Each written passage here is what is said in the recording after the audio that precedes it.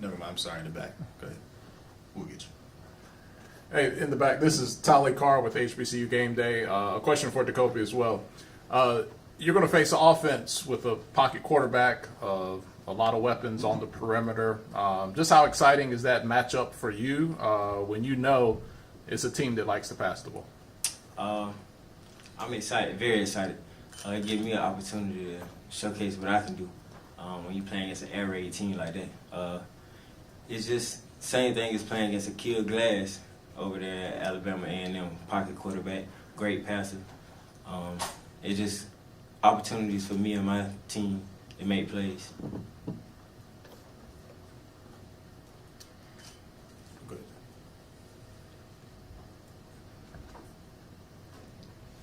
Rick Henry, WSTV, Columbia, South Carolina. Jacoby, coming from a small town like Lamar, what does it mean to you to be able to play in this stadium, in this city, national television, and also just how excited are your family members, all of your friends back in Lamar?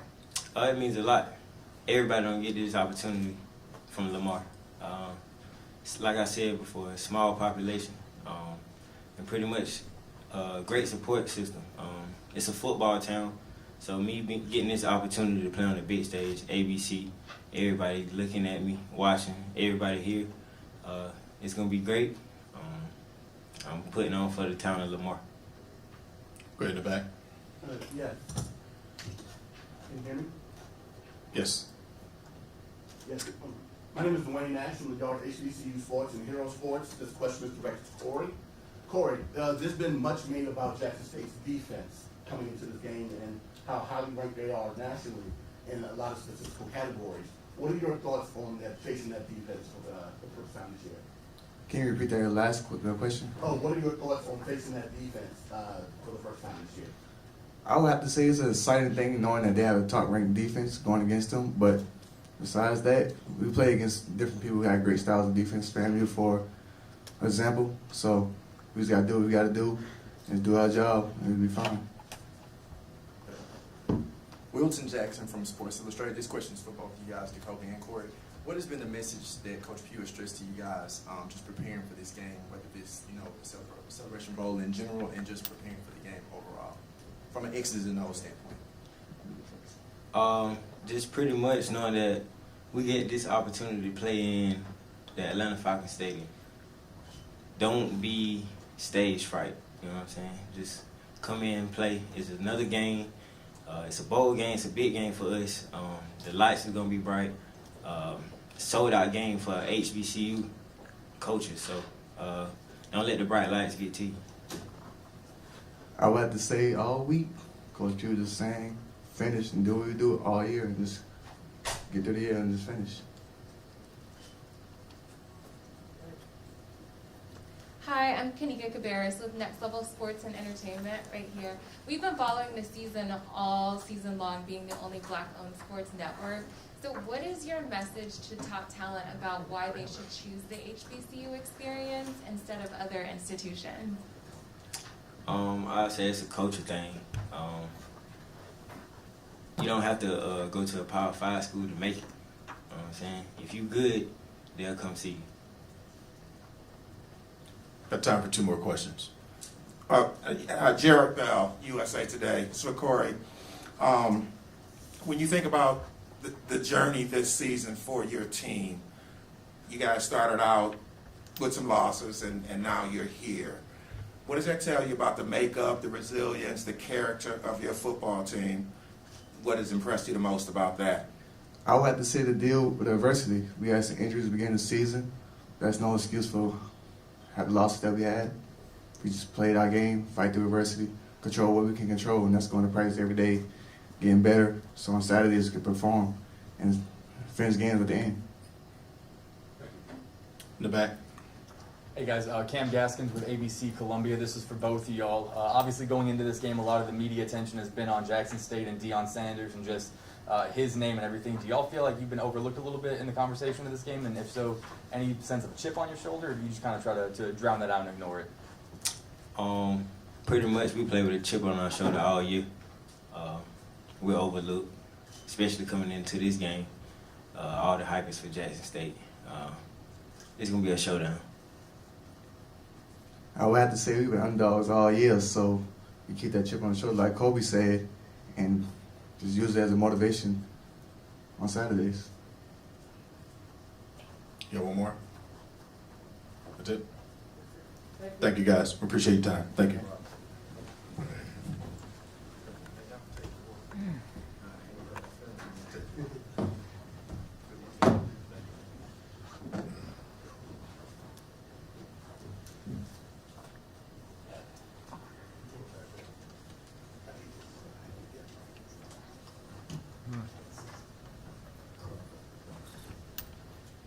Trying to see if I can get up on the stage and they're gonna be on there. Put some steps for old man. Hey, Rick. Good. How was the rest of y'all? Let's see if I can sit down here. We just have, hey, gentlemen, how are y'all? Thanks so much. Ladies. All right, we've got South Carolina State head coach Buddy Pugh. Coach, if you don't mind giving us an opening statement, and once you're done, we will follow up with questions. It's all you. Thanks a bunch, guys. Thank you all for coming. Appreciate you coming to check on us. We've been going through a neat week here at the Celebration Bowl. I gotta first thank all of the sponsors, all of the operational folks, starting with John Grant.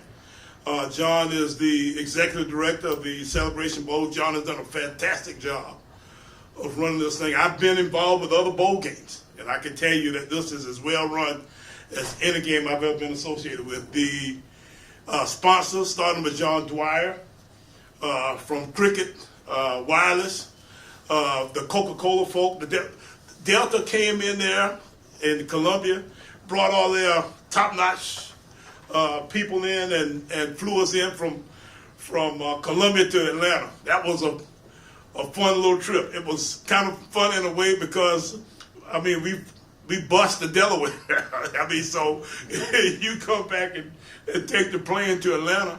You know, it was truly an exciting kind of opportunity that way. So we've got to thank all of the folk that are involved here with the Celebration Bowl and say that it was truly a pleasure to be a part of this particular fair this way. And we look forward to seeing if we can come out on Saturday and play against these Jackson State Tigers. Everybody knows Jackson's the favorite. We all know that they've got Dion and all of his highfalutinous and all the different kinds of stuff. I was a fan when he was playing for everybody, for two teams. He played football, basketball, and baseball, and track, and golf, and all that kind of stuff at the same time. So the guy, you know, is probably the, I guess maybe top all-around athlete maybe of all times as far as I can remember doing our generation here. So the guy's been fantastic as far as his athleticism and his play and all these different. And then on top of that, then the guy comes in, you know, and makes the coaching game look easy. He's been here for less than a year, and he's won all the top awards. I've been coaching for 45 years and hadn't had, you know, some of these accolades and stuff of that kind that he's had. So it's been a fun run to see him rise to the top of the league, and he's done a little bit for us all.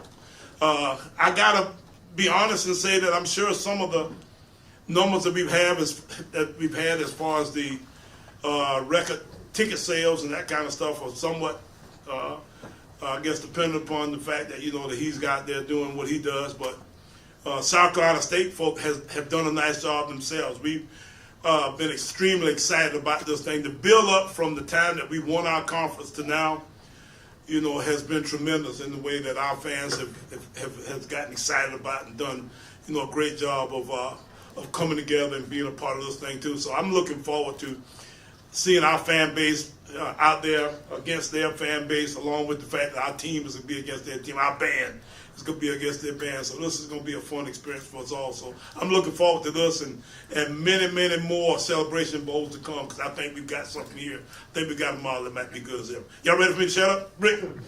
No, yeah, I know you are. Okay. The floor is now open for Thanks so questions. much, everybody, for being here again. All right, let's go, Rick. Let me do that. All right. We'll go in the back. All right. Joe Cook, WAPT, down in Jackson. Good to see you again, Coach, right here in the back.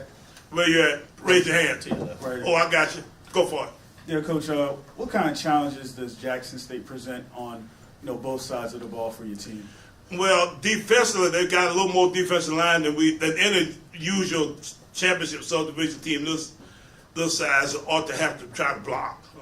They're extremely highly skilled in the secondary, so they can play a lot of man coverage on you and make you, really hurry to get the football off because you don't necessarily have very much time. Their defensive front's so good, so you don't have much space with your receivers because of the fact that they do such a good job of playing tight coverage on you. Then you don't have much time because of the pass rush. So they've given up 21 points a game. The max points, they've given up is 21 points in a game. So you're talking about a situation where they don't give up any points and they score pretty good. And then on top of that, their defense scores points on you too. So they hurry up and get you a little bit out of your norm, out of your regular, and get you into a point where you get out of your comfort zone, and then they make you do something that's out of character for yourself. So you end up giving up a score, something of that kind. You give up a score in the kicking game, some of that kind of stuff. That makes it really tough for you on your offensive side. Then defensively, their offense versus our defense. The kid throws the football around. He can make all the throws, and he's got an all-star cast of receivers and skilled guys in general. So, they give you all the different kinds of pressure. They can block you up front on the offensive front, so they can run it. They don't run the ball, any unusual amount, but they can throw the hang out of it. And you get to the point where you got to really back off them a little bit because of the fact that they got so much speed on the perimeter, that kind of stuff, that it gives you a tough time to win. So that's kind of my breakdown of what, they're about as far as the offensive and the defensive style football team. Coach in the very back standing up. Coach, back here, Matt Vereen, Watch Fox Columbia. Just what does it say about the character of your group, the way the season started at 1-4 to be able to end the season here at the Celebration Bowl? It says that, that they are a tough, hard-nosed, resilient bunch. And I'm as proud of this group as I've been of a team. We were 0-2, 0-1-3, 1-4, some of that. We were down for a long time, fighting our way back, trying to get to 500. Lost the game early. We probably should have won the Alabama A&M game. Did not have the confidence in ourselves at that point to close the deal, and they got a couple scores on us in a couple of uncharacteristic ways, and then from that point, then we go to Clemson. So you get a situation there where you get beat up some early in your schedule. You're trying to find yourself back, to even, and they finally did. Our conference schedule being the way it was, we actually were underdogs in probably most of the games that we played in our conference, which is a little bit unusual in the fact that we've been undefeated in our league. So, you get a situation where it took us a little while to really come to the realization that we were at least as good as everybody in our league. All of the games that we won, though, on the road in particular, were like by 3 points or 5 points or something, stuff of that kind. So, it was a fun team to be around because they won close football games. And there's nothing more fun than being on the bus coming back home after a close, hard-nosed victory that we pulled together and won together. We'll stay in the back, far right, Coach. Coach, Yes. Tolly Carr with HBCU. Yes, Tommy. Hey, I can hear you good. Okay. You've been around HBCU football for a very long time. Yes, sir. What was your takeaway with the historic week that HBCUs had with recruiting and early signing day? I think it's more about the end than the beginning. We've had draft choices. Darius Leonard was during their walk-on at South Carolina State. We've got more NFL guys than any other HBCU right now. I can tell you that we bring in a lot of down-the-line guys. It's more about what's in a guy than what his rankings and all that kind of stuff were. But now at the same time, it is neat to see some of the top guys, pledge their abilities to our schools. And I'm excited as all get out to see, what happens down the road a piece. If we can continue this momentum. I'm hoping it's the beginning of something in the future that will give us all, a little bit of an opportunity to get involved in that game some. But now it's still a league that's a little bit out of our league, but we do feel like our main ability is developing the down the line guys into guys that are just as good as some of these guys will be in 4 years, and that's the pride that we take in our guys, and the fact that we think we get a better guy in the end than they had in the beginning. Second row to your right. Hey, Coach, Jared Bell, USA Today. Can you tell us a little bit about the message that you have for your team coming in here, maybe as some of your players said, being overlooked, overshadowed? What do you tell them, and does any of that draw on what you've kind of preached to them throughout the adversity of this season? The proof's in the pudding of what will happen. We'll get a chance after we've gone through the rest of this weekend to decide, whether or not the message, has been good or not. But I can tell you that I believe in keeping things as normal as possible. We'd like to try to make this week almost exactly like a regular week, as far as how we do things. I don't want to get them out of their norm. So we don't do very much more than what we've done, in our regular season that way. So our routine, they want us to, at the stadium like 3 hours ahead of time. I said, listen, the longer we're there before, the longer we got to mess up before it's time to play. Okay, let's see if we can get there the latest we can. Let's see if we can get in and get dressed, get out and play a little bit. We get up in the morning, we meet a little bit, we eat a little bit, we go play. Okay, and all that kind of stuff I want to be kind of the same as it would be if we had, a regular season ball game. So all of the stuff that we deal with here, hopefully after the day will go away in a way where we'll only be dealing with the regular routine. Second row here. Stan Beckton, NCAA Digital. Coach Pugh, I have a question for you. Yes. With as many all-MEAC defensive players you have on your side of the ball, how do you feel that will play to your advantage against a high-powered Jackson State offense? Well, it's not about the individual, it's more about the team. The thing that I like about our football team is we tend to be able to play together in a way that I think kind of makes it all work in a way that's a little bit better than guys playing just as individuals. Jacoby Durant's a heck of a football player, but he wouldn't be very good if some of the other guys around him didn't do their jobs as well. And then we didn't actually work together, with each other to make sure we make a scheme go. So, Jonathan Saxon, our defensive coordinator, is as big a part of that deal as anybody as far as how we actually go about putting our defense together. And our team as a whole is big, that way. So that's why you hear our guys talking about do what they do in a way that's pretty normal and regular, simply because it's more about the connectivity of the group than it is the group individually. Second row, coach, right here. Hi, Kanika Cabarrus with Next Level Sports and Entertainment. Coach Q, HBCUs are being seen in a new light this year and even this week going into the game, even more so now than ever. Why would this win mean so much to your program, and how is this new attention affecting the players going into the game?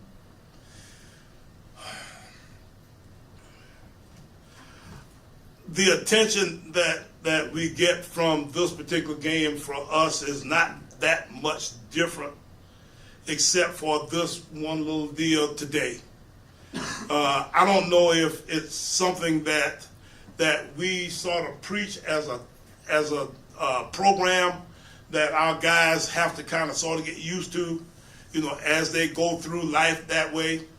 But at the same time, as I said earlier, it's not about the individual and the attention they get. It's about what you do, and how you go about doing it in the end. So, I don't know if I asked your question because I got lost in the whole deal at some point or other, but I can tell you that these guys, have enjoyed it, and the people that come to South Carolina State, I love for people to talk about the fact that they enjoy playing for Buddy Pugh. I do not like for people, I don't want to ever be in a situation where guys say, man, boy, that doggone Buddy Pugh, he was a you-know-what, and I didn't like playing for him, that kind of stuff. So that's what we're trying to make sure that we get to our guys. When we start talking about recruiting, we want them to have come to a place and enjoyed being a part and developed in a way where they are, when they're grown men, then I can still have them come by the house and we can have a drink and be fun together.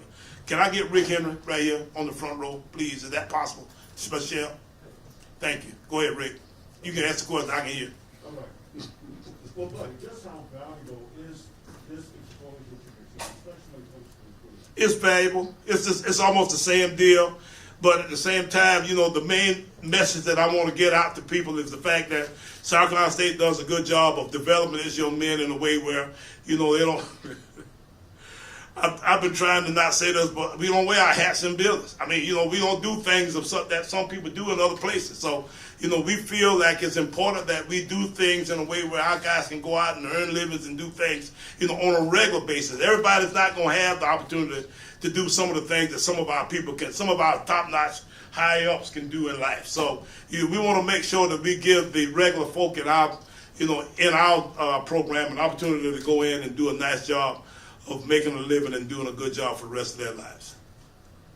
In the back, coach, standing up.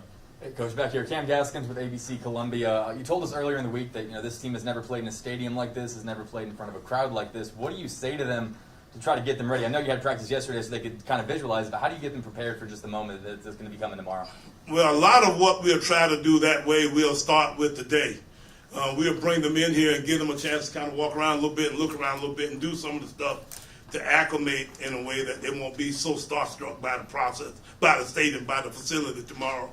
But now we played at Clemson. You know, we played last year at the Tampa Bay place. We played at we've been our guys have been all over.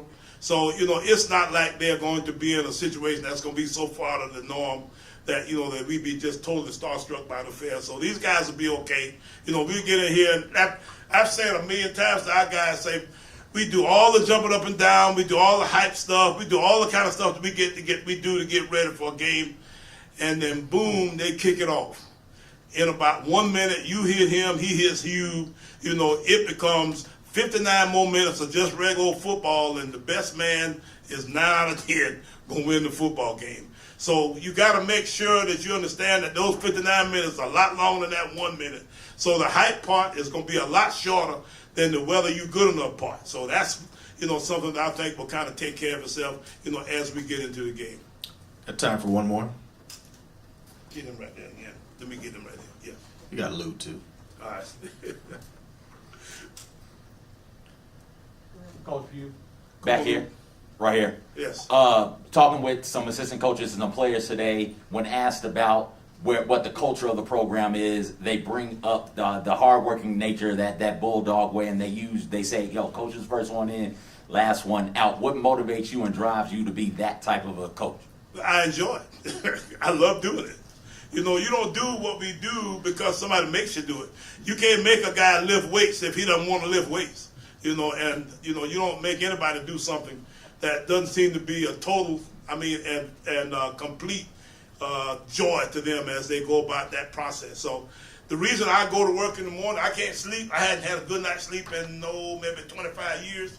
So at that point, then I get up and I go to work. It's more fun for me to go home, you know, and hang around a little bit and make sure everything's right, and then go back to work. That's just kind of how it works. So you don't have to worry about, you know, my office ever getting cold from lack of use, because, you know, I'm there all the time. That's just kind of the way we do things. I used to be able to play golf until I got hips and knees and all kind of other stuff. Now all that stuff has kind of gotten uncoordinated in a way that I don't like the way the golf ball looks after I hit it. So at that point, you know, I just go on about the fact to find something else that I can do to entertain myself. Working's one of them. I watch film. I get every NFL tape of every team every week. So I get a chance to see all those guys and what they're doing, the cutting edge stuff they do. So I enjoy watching football. That's what I do. Coach, we got two more. We'll start here with Luke. Luke Williams, coach from the Black College Sports Page. Hey, how you doing, man? Fine. You know, there's a lot of talk this week about this kid signing with Jackson State. I'm going to go back a little bit. This is like a Darius Leonard related question. Do you have anybody on your team you think now that compares with for Darius Leonard, who's now the highest paid linebacker in all of the NFL? Well, I got something that I hope would be, but, you know, that I didn't know Darius was what he was until now myself. So, you know, that's kind of a tough deal to evaluate. It's obvious that I'm not necessarily, you know, the brightest or the sharpest tool in the shed when you start talking about, you know, figure out who can. I got guys playing the league right now I didn't think could play for us. You know, so it's one of those kind of deals where you never know about this talent thing. But I tell you what, I got a couple guys that can play. We got a couple guys on defense that I'm excited about. I think the Kobe's a good player. I think Jablonski Green's a good player. B.J. Davis is good. We got some good players, on defense. But it ain't about them individually and how good of players they are. It's about how good they play together. I don't care where it is. If both of them fitting outside and the guy runs inside of them, they do fast motor scooters outside, but the ball is going inside. That don't help us very much. So we got to make sure that they all know exactly where they fit as far as what our scheme is concerned. We'll end it in the front, Coach. Hey, buddy, with all the attention that HBCUs are getting now, especially landing some of the nation's top recruits, do you think it will ever reach the level again for SC State, where like back in the 70s, where the Bulldogs had 2 future Pro Football Hall of Famers on the roster? I hope so, Rick, but I'm going to be honest with you. I was playing with those guys. I was 1 year behind Donnie Shell, and I was 1 year ahead of Harry Carson. I don't know what happened to my class. I don't know why we didn't have a Hall of Fame in our class, but somehow or another we didn't. So we had 2 of the greatest football players in the history of the university there, and I didn't even know it. So, I don't know, Rick. I think that sometimes it's still more about, I think we may have a Hall of Famer on our team right now that we just don't know who he is. So let's say, the proof of being that putting 20 years down the road a piece. If I could figure that out now, that'd be, let's hope I can say that I would hope that we will start to get better players, but even the guys who end up being those kind of players, they aren't those kind of players that's come out of high school guys. It's the guy who gets snubbed out of high school, who finds out that he doesn't have anything. He gets himself into a situation where he somehow or another gets on a team, and he's always a little bit, snubbed, and a little bit behind, and a little bit this, that, and the other. And he keeps working at it, and he gets better and better, and he passes the guy. It's the old story of the doggone tortoise in the hare. Those guys are just kind of just different that way. So that's what makes the great players of the world. So I'm telling you, I don't think it's a bigger deal about recruiting as it is about development. Coach, I think we got them all. Appreciate your time. Thank you. Thanks a lot, Coach. Thank you, Coach. Time to practice it. Time to practice it. Thanks, guys. Appreciate you. Should be, hold on, I'll tell you exactly. I got the little thingy there. If they don't say it in the next second. And it's not as much practice as it is a glorified walkthrough. Oh, of course.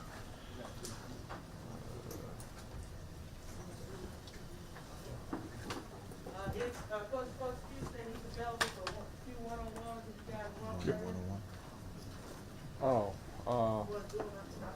Yeah, okay. I think we will do that now. 1 o'clock. One? Jackson.